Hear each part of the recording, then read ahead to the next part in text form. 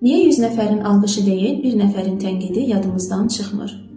Çünki psixologiyada deyilir ki, beyin bizi xoşbəxt etmək üçün deyil, sağ qalmaq üçün təkamül edir.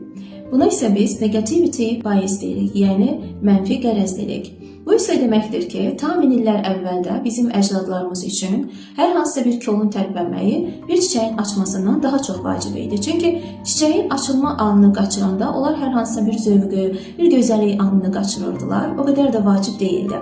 Amma kolun tərpənmə anını qaçırsaydılar, hər hansısa bir təhlükəni görməyə bilərdilər və bu da onların həyatının sonu ilə nəticələnə bilərdi. Bugün də insan çox zaman bu cür hiss edir. Təsəvvür et ki, sən dərsdə çox gözəl bir vaxt keçirmisən, təqdimat hazırlamısan, müsbət rəylər almısan, dostlarınla demisən, gülmüsən və günün sonunda evə qayıdarkən bütün etdiyin gözəllikləri deyil də kiminsə sənə baxdığı o soyuq baxışı və yaxud da qərəzli bir şəkildə sənin ünvanına işlətdiyi o yarımçıq cümləni düşünürsən və bununla da həmin anda beynin sənin uğurlarını silir, yalnız və yalnız o mənfi detala fokuslanır.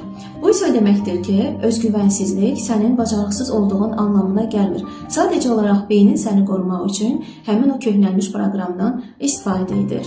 Səncə köhnəlmiş proqramı yeniləməyin vaxtı gəlməyib?